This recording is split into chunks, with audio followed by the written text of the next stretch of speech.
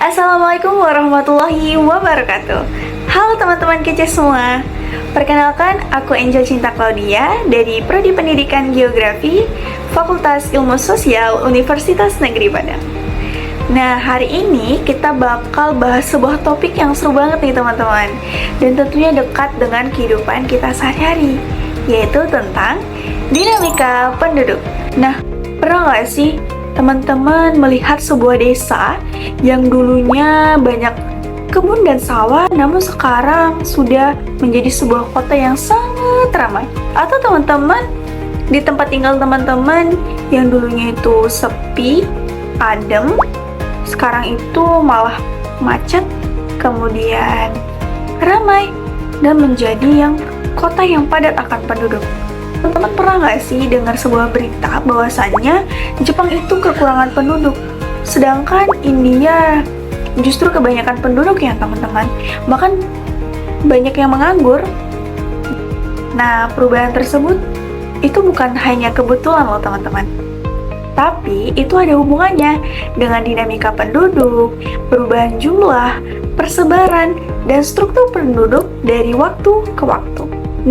Nah, di video ini kita bakal jelajahi kenapa ya penduduk dunia itu terus bertambah. Kemudian, apa saja sih dampaknya bagi negara kita, negara Indonesia? Dan bahkan, bagaimana sih bonus demografi itu bisa jadi peluang emas untuk masa depan kita?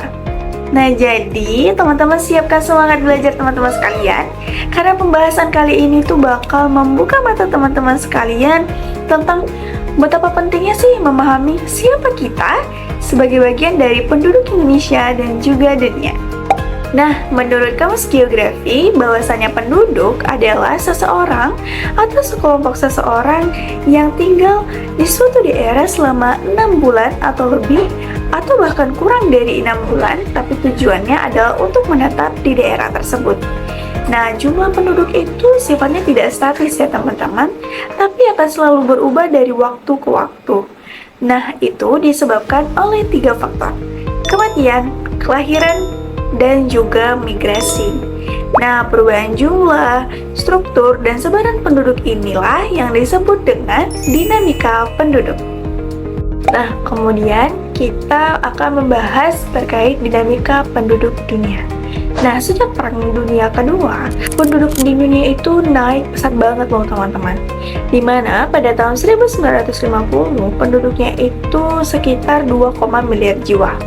Kemudian pada tahun 1987, naik menjadi 5 miliar jiwa. Nah, pada tahun 2024, itu sudah mencapai lebih dari 8 miliar jiwa.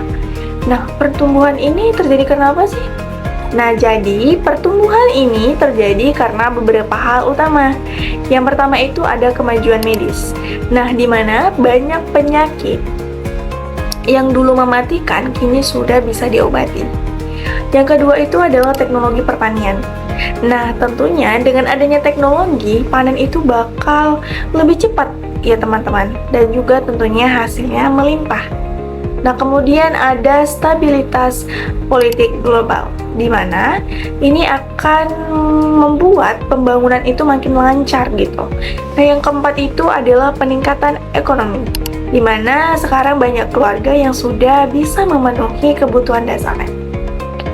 Kemudian, menurut teman-teman, apakah pertumbuhan penduduk di dunia itu banyak membawa masalah atau manfaat? Ayo, coba teman-teman berpendapat. Nah, benar ya teman-teman. Jadi, pertumbuhan penduduk dunia itu punya dua sisi. Di satu sisi, jumlah penduduk yang banyak itu bisa menjadi sebuah manfaat. Kenapa?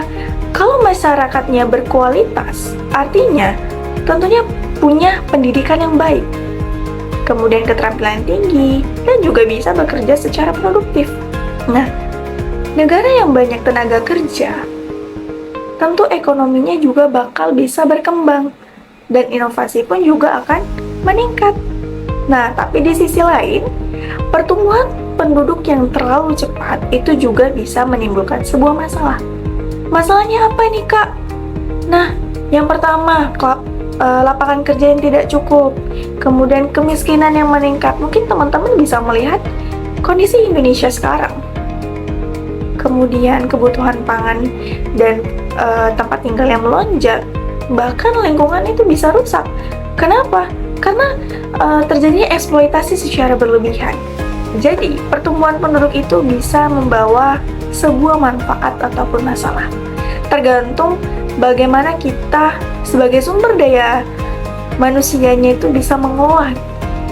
Kalau penduduknya cerdas, sehat, dan produktif, maka jumlah yang besar justru bisa menjadi kekuatan yang besar bagi dunia. Seperti itu ya teman-teman. Jadi bisa membawa manfaat dan juga masalah. Nah, sekarang kita bahas Indonesia. Nah, perubahan penduduk juga terjadi di negara Indonesia, negara tercinta kita. Di mana menurut data Badan Pusat Statistik atau BPS, pada tahun 1961 penduduk Indonesia itu sekitar 97 juta jiwa. Tapi pada tahun 2024 jumlahnya itu sudah mencapai sekitar 281,6 juta jiwa. Artinya, dalam 63 tahun, jumlah penduduk Indonesia itu naik hampir 3 kali lipat. Hebat bukan?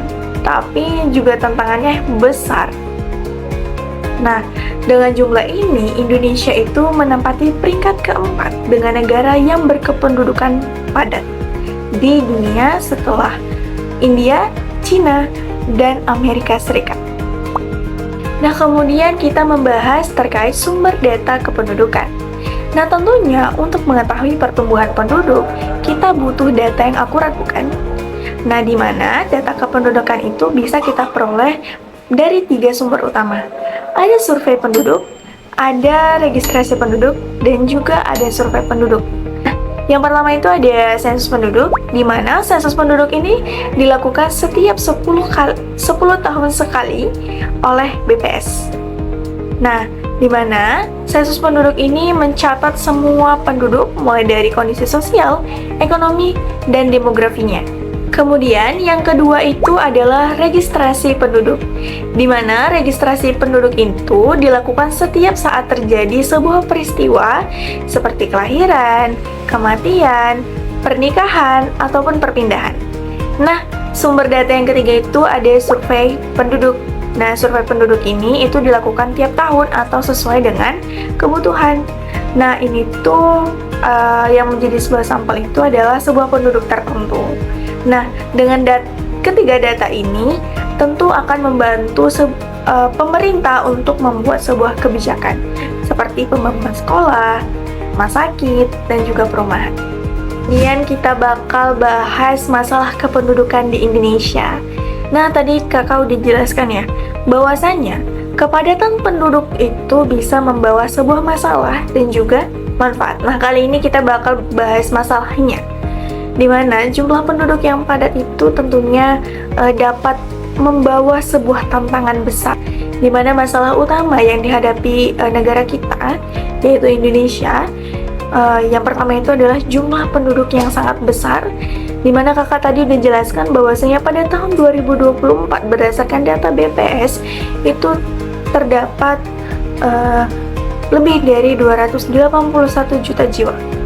Nah, dengan ini tentunya akan membawa tantangan seperti lapangan kerja yang kurang, kemudian pendidikannya juga terbatas ya teman-teman.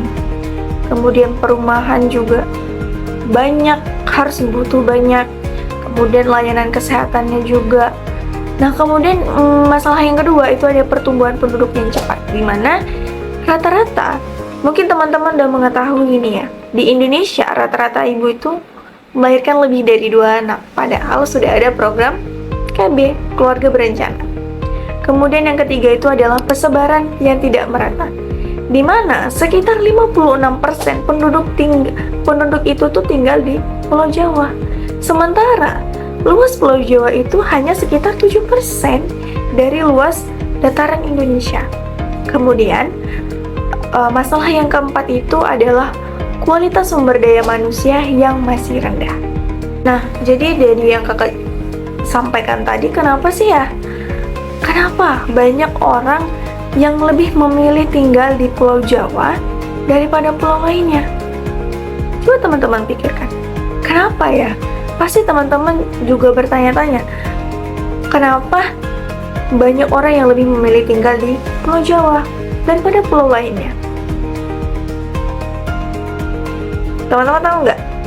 Nah, menurut kakak nih ya, jadi alasan kenapa sih banyak orang yang lebih memilih tinggal di Pulau Jawa itu sebenarnya karena adanya faktor ekonomi dan juga fasilitas. Nah, di Pulau Jawa itu kan merupakan pusat pemerintah dan kegiatan ekonomi Indonesia itu ada di sana gitu. Di Jakarta, ada Surabaya dan juga Bandung. Nah, kota-kota besar itu tentu peluang kerjanya itu jauh lebih banyak gitu.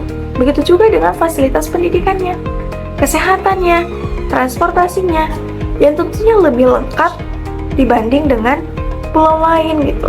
Selain itu, Pulau Jawa juga mempunyai infrastruktur yang lebih maju, teman-teman sekalian.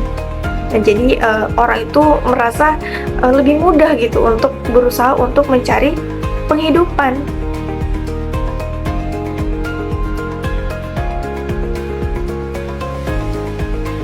Tapi apa? Tapi akibatnya itu jumlah penduduk di Pulau Jawa itu sangat-sangat padat.